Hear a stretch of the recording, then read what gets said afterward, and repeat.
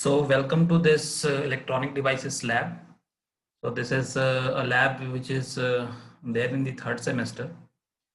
So today we are going to discuss about introduction of the lab equipment and components. So in this today's lecture, I will be basically focusing on the lab equipments that you are going to deal with when you enter into the EDC lab, okay, electronic devices circuit labs. So first of all, I would like to ask you one question. So that question is, would you like to build a circuit?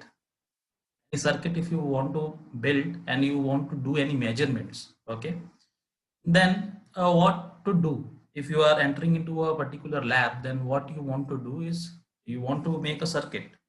So let us say you want to make a circuit, you want to do a certain various electrical quantities you want to measure.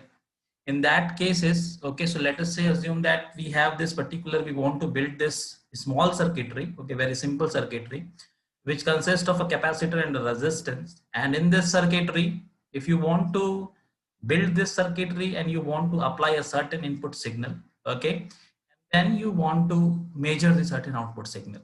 So this is what you want to do in your laboratory, let us say. And when you want to do this, then you must be asking how to build this circuit and where to build this circuit. The first question that will come in your mind is where to build this circuit. Okay, first we get this components, resistance and capacitances. Okay, and then we need to do about proper connection. We have to make a connection. Okay, so where to build this circuit? First question is, okay, then this circuit should be built on the breadboard. The answer is it should be built on the breadboard. Okay, then after making this circuit on the breadboard, you must be asking, okay, how to give this input signal. Okay, I have one input signal I have taken over here. So here it is a sinusoidal wave I have taken. Okay, it is a sinusoidal wave, and this sinusoidal wave is added with certain DC component, because you can see that this is my ground level, but this signal is actually upward shifted. So it means that it is having certain positive DC component which is added to this AC signal. So how to give this particular input signal? Oh, okay. So if you have this question in your mind, then the answer is in the laboratory, the same, this input signal can be given as given by either function generator or waveform generator. Okay.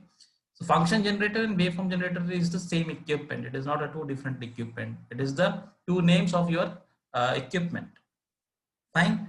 So now once you are able to give input to your circuitry, okay, now we have to observe the output from these two terminals.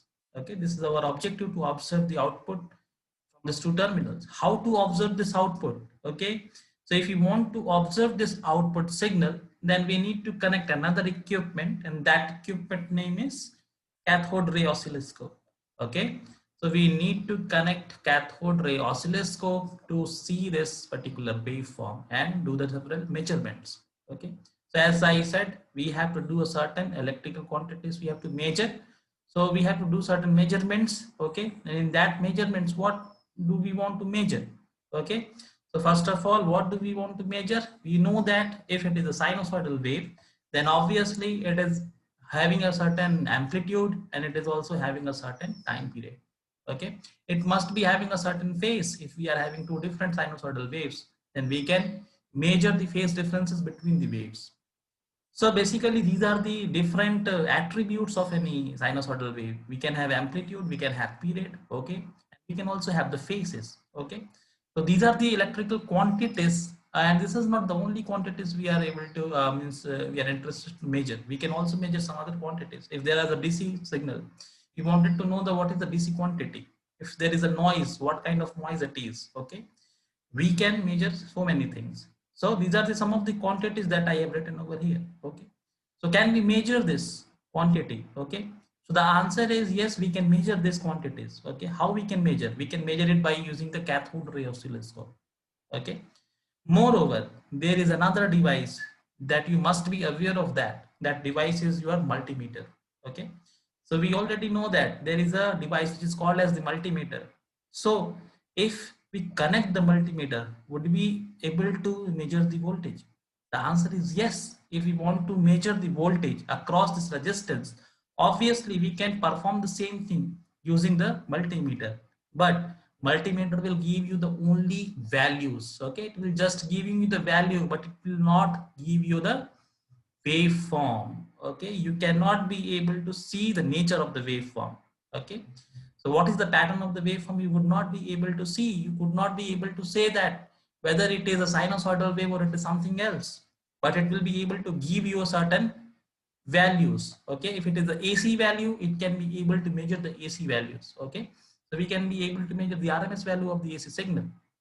So there is a selector point. You can see we can rotate this selector switch and we can go on selecting a particular quantity that we want to measure. For example, if you wish to measure the resistance value, you can select a resistance portion wherever it is there. Okay, like you can see here, somewhere it is not very clear, but okay, somewhere it may be a voltage, somewhere it may be a current, okay, somewhere it may be a resistance. We can also measure the capacitances. Just you rotate the selector switch to a particular portion and then you can connect the probe accordingly and you can measure the resistance. You can also measure the capacitances. You can also measure the current through this circuit, and you can also measure the voltage across a particular components. So this way we can do the measurement using this multimeter also. But the only limitation of the multimeter is it cannot give you the pattern of the waveform of this particular output or your input signal. You cannot be able to see. You can just able to see what is the value. Okay, you can see the value. If it is a AC signal, you will be able to see the RMS value of the current. If it is DC quantity, it will be showing you the DC value of the current. Okay, but you would not be able to see the waveform nature. Okay, so whenever you are interested in the nature of the waveform, the CRO is the only option. You have to go for the cathode ray oscilloscope so that you will be able to see what kind of input waveform we are giving and what kind of output waveform we are getting from this circuit. Fine. So now let me go one by one, because I told you about the breadboard on which we have to build up the circuit. Then we have to apply the input signal, and for the applying the input signal, we can have the function generator of the waveform generator, and then we can have the cathode ray oscilloscope for measuring these quantities or seeing the waveforms. So our first topic is our breadboard. So you just look at this picture. Okay, so this is our breadboard. So in this breadboard, you can see a lots of holes are there. Okay, lots of small holes are there. You can see, right? So we are having a lots of small holes. And then what we can see is on this particular breadboard, we have to build our circuit. Okay, before making any circuitry, we should know the internal connection of this breadboard. If you are aware of that, how the internal connections are, then only you will be able to build any circuit on the top of this breadboard. Okay, by inserting the wires into these holes or even the terminals of your components. Okay, so you have to insert the terminals of your components within these holes, and then you have to make the proper connections. So before building any circuitry, you must be aware that what are the internal connections. So you please see this. These are the holes. Okay, you can see we are having a two lines, two horizontal line like this on the top, and again we are having two horizontal lines at the bottom. Okay, then we are having these rows. Okay, these rows we are having, but I'll call so we are having these rows and we are having these rows. Okay, so basically you can see we have drawn one line over here. Okay, so it means that these all horizontal lines on the top, okay, these all horizontal holes, okay, they are internally connected. Okay, they are internally connected. The meaning is that if you are making a connection at this point, let us say if you are applying a particular voltage at this point, then this voltage will be available throughout this line. Okay, horizontally, because it is having an internally shorted line. Okay, it is internally connected. Okay, it is shorted. So horizontal line like this and like this, these two are internally shorted. Okay, so it is having a horizontal connection. Similarly, at the bottom, these lines are horizontally connected. Okay, internally. So if you are applying any voltage at this point, okay, then this voltage will be available throughout this line. Okay, it will be available throughout this line. I want to make one more point over here is in some of the breadboard, what you will be finding is that you can see how many such blocks we are having. One block, two, three, four, five, six, 7, 8, 9, 10. Okay. So in some of the breadboard, what you will find is this first five, 1, 2, 3, 4, 5 will be internally short circuited. Okay. Internally connected. There is a horizontal connection. Okay, up to 5, and then next up to 5, okay, these will be short circuited, but there is no connection between this first half and the second half. Okay, so what we need to do is if we want to make a connection, we have to connect one wire from the top. Okay, in some of the breadboard you will find these things. Okay, it is available, means it is the same case you will find the top also. Okay, so first 5 blocks will have internal short circuit. Okay, they are having an internal connection, horizontal connection, and then again the next 5 blocks are having internal short circuit, or it is having a horizontal connection. Okay, and then if you want to make a complete connection, okay, if you want to make this entire line to be connected, then you have to make one, we have to connect one wire at the top. Okay, and then you will be able to make a connection, like a horizontal connection will be completely short circuited internally. So now these are the horizontal connections at the top and the bottom, only these two rows and the top two rows. Now if we talk about these holes, then I have drawn one line like a green line at this point. So this is just to reflect you that all these lines, all these holes are vertically connected internally. Okay, so these are vertically connected, you must be aware of that. It is vertically connected. So basically you cannot connect any particular device. Let us say if you want to put a resistance, you cannot insert the two terminals of the resistance in the same column. You cannot insert, because it means that it is short circuited. Okay, so you cannot connect the two terminal of the same device into the holes belongs to the same columns. Okay, these are the columns. Okay, so you cannot connect. So basically these all vertical holes are internally connected. Okay, they are not connected horizontally, they are connected vertically. Similarly, this bottom section is also having vertical connections. These are also having vertical connections, but these connections and these connections are separated. They are not having connections. Okay, they are separated. These vertical connections are separated and these vertical connections are separated. It means that you may connect a resistance from this one terminal may be connected to this column. Okay, from the upper section, and the other terminal can also be connected to this particular holes. Okay, at the bottom section, then there will be no short circuitry. Okay, because this split denotes that there is no connection between this section and this section. Fine. So these are the internal connection of your breadboard. Okay, that you must be aware of, and then you can build up any circuit. Normally what we do is whenever we want to give a power supply to any particular component or any particular circuit, we have to connect the power supply from the top, okay, or from the bottom. Okay, there will be a ground connection. So generally we follow the convention that we connect the power supply at the top, and then we connect the ground connection at the bottom side, and then we connect the entire components on the breadboard. Okay, in this section. Okay, in these two sections we can make the connections, and then we can do the wiring accordingly.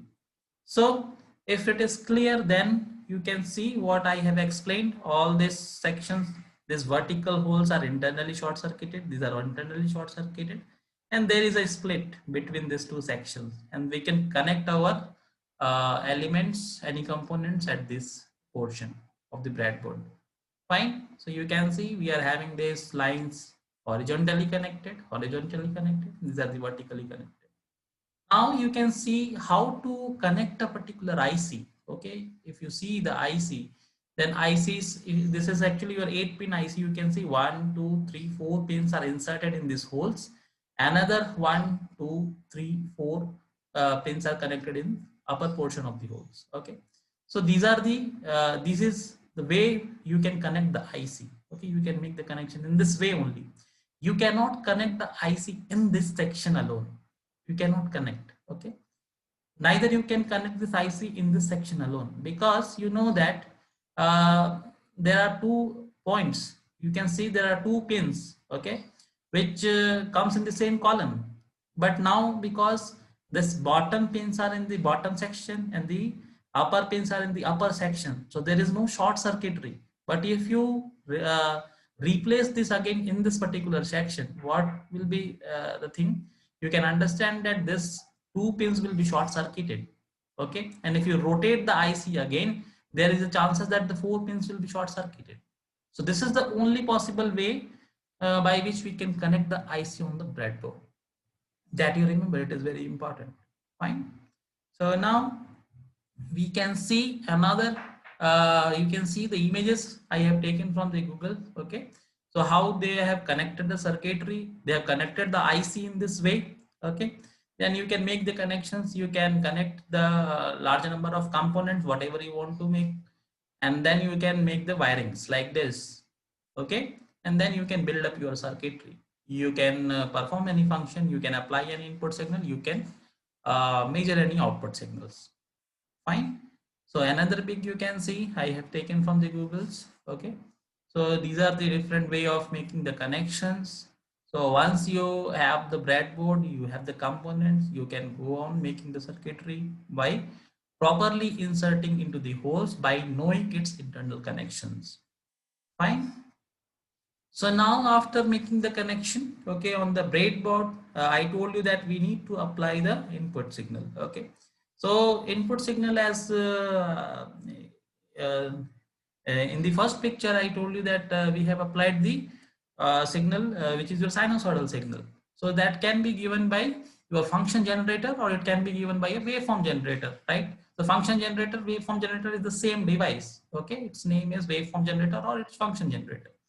So this is one of the picture I have shown you. Okay, I have taken from the Google. Okay, so this function generator is made of you just see the manufacturer is the Keysight technology. Okay, so you can find a lot of such devices. Okay, of different manufacturer. Okay, so basically you can see in this what we have is we are having a particular knob.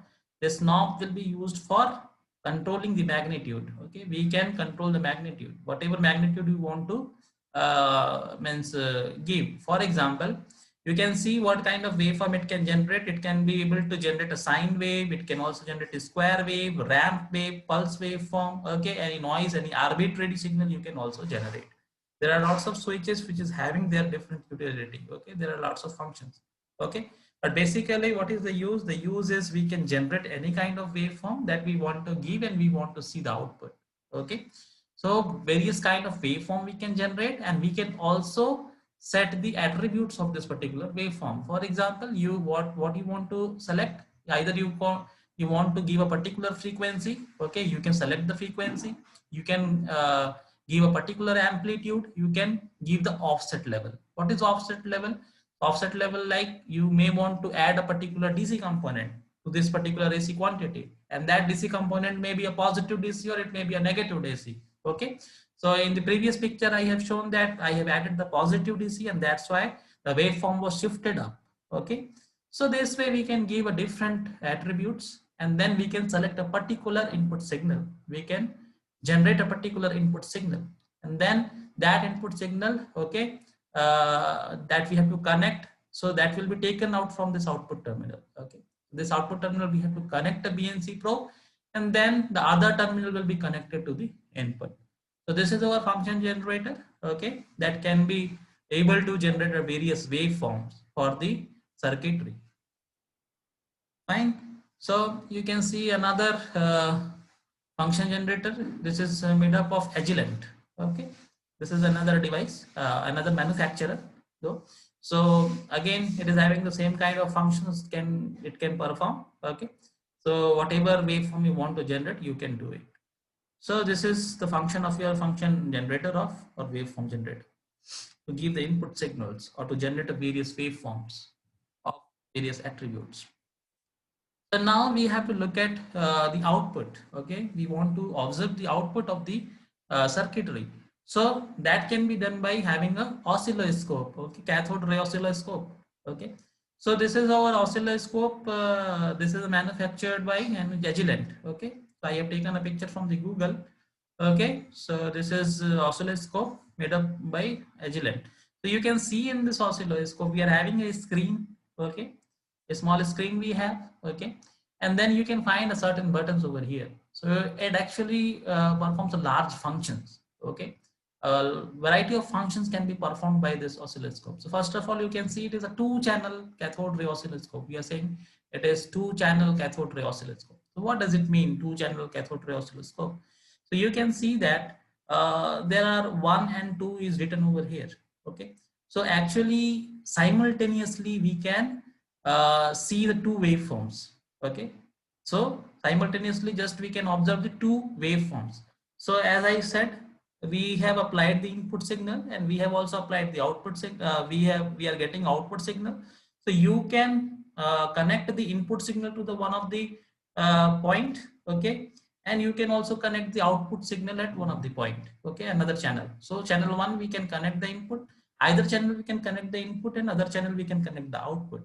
Okay, and then we can do the measurement for both the signals simultaneously. So because it is having just two channels, means two probes to connect the input or output signals, or two signals. Okay, we are calling them as a two channel cathode ray oscilloscope.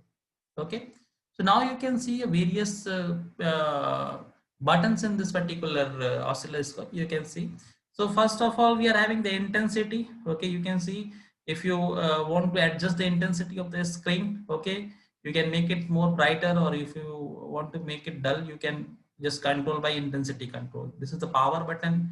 There is a and this socket is for your in the old times we have floppy disk drives. Okay, so that floppy disk can be inserted and you can save your data. Nowadays we are getting a point for your pen drives.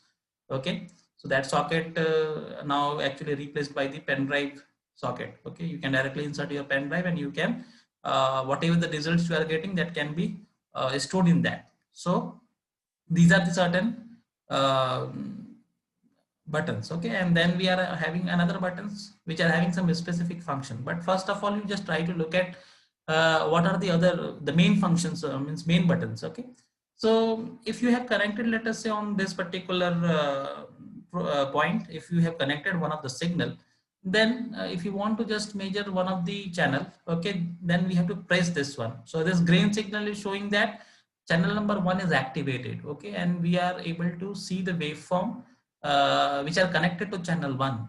Okay, so this will be activated and then we have to see the waveform.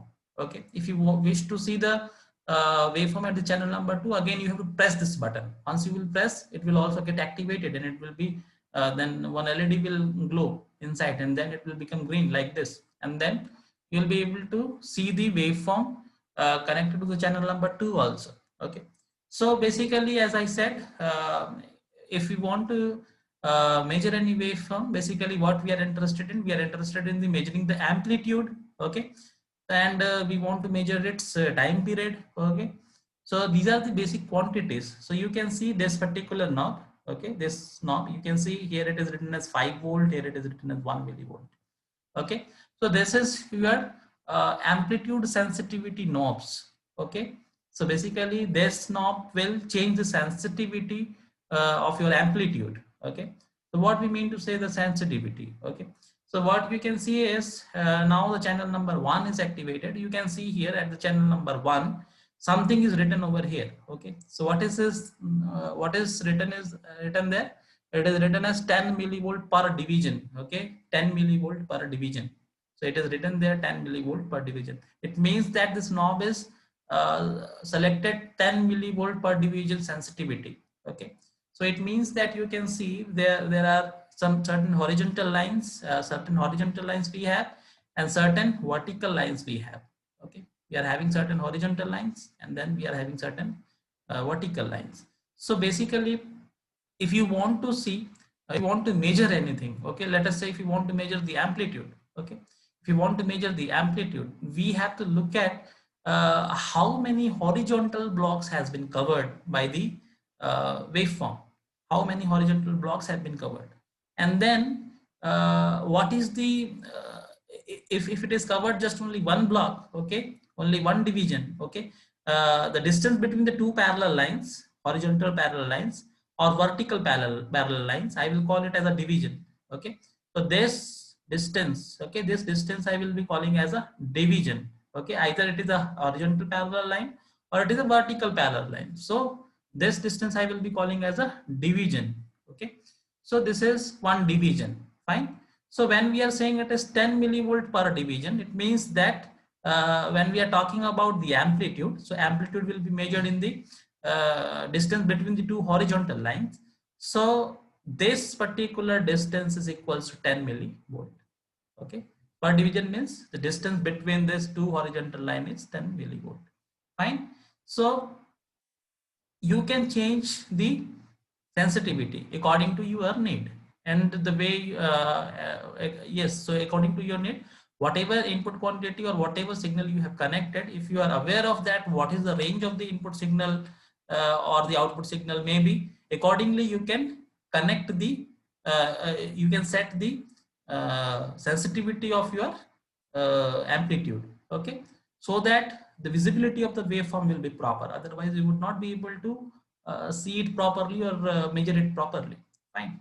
So this is one of the thing, like 10 millivolt per division. Similarly, you can see here something is written over here as 10 millisecond per division. Okay, so 10 millisecond per division. So you can see on the top. Okay, this is one of the knob. Okay, so it is written as 50 seconds and 5 nanoseconds. So by properly controlling this knob, okay, we can also select the sensitivity for your time scale. Okay, time scale sensitivity you can also select properly. So right now it is 10 millisecond. It means that it is per division, means it is the distance between the two vertical lines. So this particular distance is equals to 100 milliseconds per division. Fine. So this way we can make the controls. Fine. Your amplitude sensitivity, and this is your time scale sensitivity. Okay, so this way we can control the time scale and amplitude sensitivity. And time scale is common for both the channels. Okay, it is just having one knob. Okay, but for two different channels we have two different amplitude sensitivity. Okay, we have two different amplitude sensitivity, so that can be controlled separately, but the time division will remain same. It cannot have the two separate time sensitivity. So whatever be the time sensitivity will be the channel for channel 1, it will be same for channel 2 also. Okay, it will not change. So now if you understood up to this, you can see I have taken another picture. Okay, so you just see in this case. So in this case, you can see we have connected a particular waveform to this particular channel number 2. Okay, and channel number 2 is activated. Okay, so here you can see we have generated a sinusoidal wave. Okay, we have generated a sinusoidal wave. So the wave which is actually coming to this CRO or wherever this point is connected to, maybe it may be connected to directly to a function generator, or it may be connected to your output of the circuitry. So let us say if it is connected to the output of the circuitry, okay, then let us say if you want to measure the amplitude or what is the frequency of this waveform, you can see, first of all, you can see here channel 2 is activated. So now 2 is written over there, and here you can see it is written as 500 millivolt per division. It is not properly visible, but it is written 500 millivolt per division. Okay, so what does it mean, 500 millivolt per division? So it is the distance between two horizontal line, as I already explained. So you can see this particular waveform. Okay, this particular waveform, how many divisions it is covering from top to bottom, how many divisions it is covering. So you can see one full division, one, how many full division, first you count, 1, 2, 3. Okay, so 3 full divisions, then a certain portion here and a certain portion here. So approximately it is covering 4 divisions, total 4 divisions. You just see first division, 1, 2, 3, and then a certain portion here, and again a certain portion in this. So including this, we can say total 4 division it is covering. Okay. So when it is covering total 4 division, so what will be the amplitude of this waveform? Peak to peak amplitude we are talking about right now. Peak to peak amplitude means the excursion that is from the minimum to the maximum. Okay. So from minimum to maximum. So peak to peak amplitude will be how much? So it is covering 4 division. So 4 division should be multiplied with the 500 millivolt per division. So we have to multiply 4 into 500 millivolt. So how much it will be? 2 volt. Okay. So it is peak to peak amplitude is 2 volt. This way we can measure the amplitude of your waveform. Similarly, you can again measure your frequency. Okay. So what is the frequency of this waveform? So again, you can see it is written over here. What is the time sensitivity of this particular CRO? Okay. So this can be varied. So it is right now it is set at 100 millisecond. So it is adjusted at 100 milliseconds per division. Okay. So let us say that your waveform is started somewhere at this point. Okay. Okay. So it is started from this point and it is making a complete cycle like this. And then another cycle is repeating. Okay. So you can start with this and then you can end up at this point. Okay. So now you just try to measure how many divisions it is covering. Okay. It means that division means for time scale, it should be a division should be a vertical lines. Okay. It is a distance between 2 vertical lines. Okay. So you can see how many divisions it is covering. 1, 2, 3, 4, 5. Okay. So almost 5. Okay. So it is covering almost 5 divisions. Okay. So almost 5 divisions it is covering. So you can multiply 5 with 500, 100 milliseconds. So it will be becoming 500 milliseconds. So this is the time period of your signal, and accordingly you can calculate your frequency by evaluating the reciprocal of your time period. So this way you can do the measurements. So I hope a little bit must be clear about how to measure the frequency or time period or the amplitude. Okay. You can also see there is a small subsections. Okay. A small subsection you also you can see. Okay. So there are such it is also subdivided into small portions. Okay. So like this entire one division is also divided into 5 equal subdivisions. Okay. So that minute measurement you can also make. Fine. So this way we can do the measurement. You can watch the waveforms. Okay. So in this particular CRO, we are also having a digital digital channel. Okay. So you can see here we have written like D0 to D7 and D8 to D15. So here we will be having a probe. Okay, in which we can connect 16 digital input signals. Okay. 16 digital input signals, digital signals we can connect. Okay. So we can connect a probe and then we can select this channel. If we turn on this channel, this will be your digital channel. Okay. This is your analog channel. So this will be turned off and this will be activated, and then you can see the inputs connected to the digital channels. And how many such inputs can be connected? You can connect up to 16 such digital signals to this particular channel. Fine. So now after having 2-channel cathode ray oscilloscope, you can see we are having a particular probe connected over here. Okay. So this type of probe we need to connect. Okay. So everywhere you will find this type of probes. Okay. So these probes are generally called as BNC connectors. Okay. This type of probe will be there that we need to connect, and the other terminal will be connected to your circuit. Okay. Again, you can go for the measurement. You can see on the channel number 1.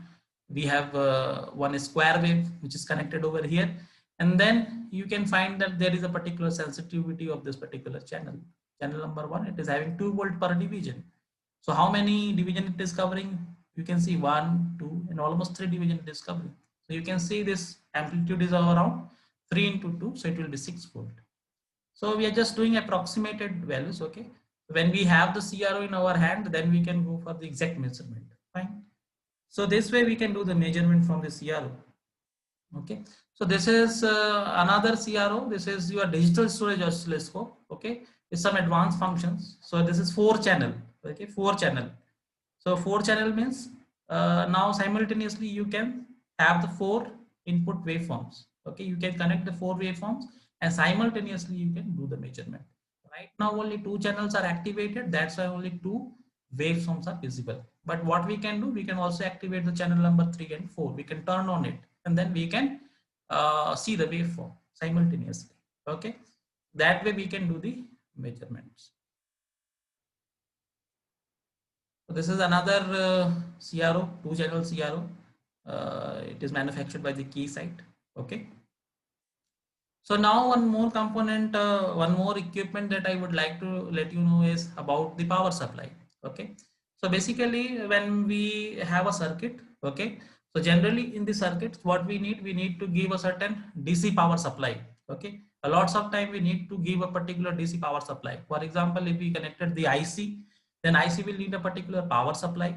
Okay. Either 5 volt plus minus 15 volt or 2 volt, 3 volt, whatever power supply is needed. Okay, so a stable DC power supply is needed. So what we can have is we can have a certain power supply devices like this. Okay, so we are having a power supply like this. Okay, so you will find this type of devices in the laboratory, and here we can take out this port. Okay, so from there we can adjust the value if we want to give. For example, if you want to make an amplifier out of BJT, bipolar junction transistor. Okay, then we need to give a particular biasing to your circuitries. Okay, and that power supply will be given through this particular equipments. Okay, which is your DC power supply. Okay, so I hope up to this it is okay.